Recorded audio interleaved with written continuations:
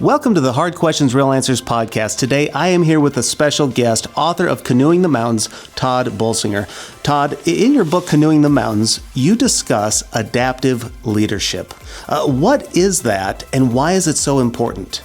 So adaptive leadership is the kind of leadership that's needed when you are no longer what I call on the map, when you're no longer in familiar territory, when you literally find yourself going into a place where everything around you has changed so dramatically. You have to learn as you go, and you've got to figure out how to wisely adapt your most important, essential core values.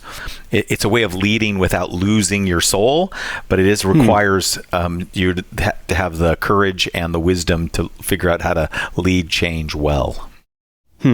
So I'm curious, though. I mean, coming from the pastoral, background and world, and also had some experience in leadership development, it seems like pastors can be very resistant to change. Now, everyone's resistant to change and adapting, but it seems like they're kind of a hard nut to crack. What's been your experience with pastors trying to adapt to an ever-changing terrain?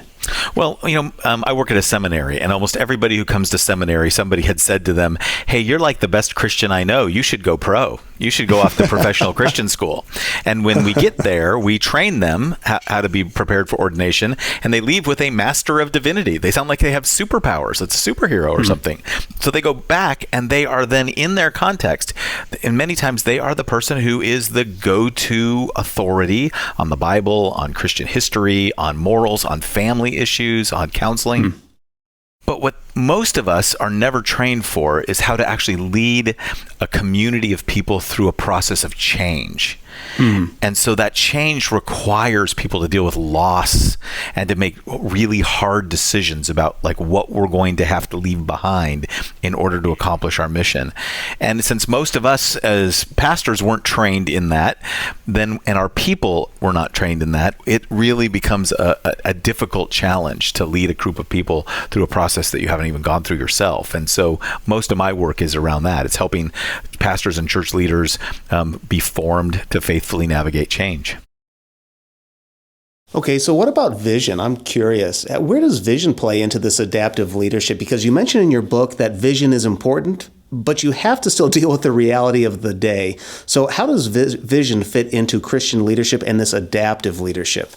Well, I think most of us as leaders have believed that if we just come up with the most compelling vision possible that inspires people, then of course we'll all race to it.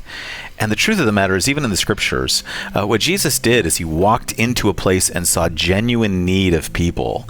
He had a vision that he was, literally proclaiming the reign of God come to earth. But he demonstrated that in very local and very particular places where people were in pain.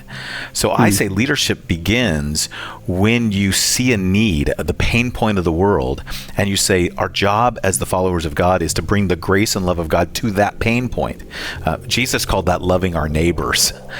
And what it requires us is when we see the pain of the world in a rapidly changing world, and we recognize that we might have to change in order to meet those needs, well, then leadership steps in. It steps in the transformational process. And the vision is ultimately the ultimate vision of what God wants to accomplish through all of those many different transformations.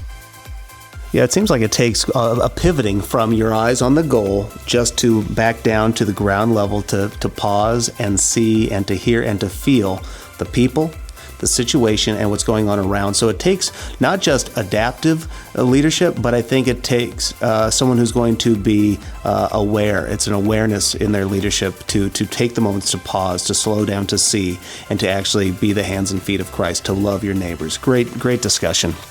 Thank you for listening to the Hard Questions, Real Answers podcast. To learn more about our podcast, be sure you check out backtothebible.org. Also, if you enjoy our program, be sure to give us a rating and share us if you like us on your favorite podcasting app. Remember, ask the hard questions and only accept real answers.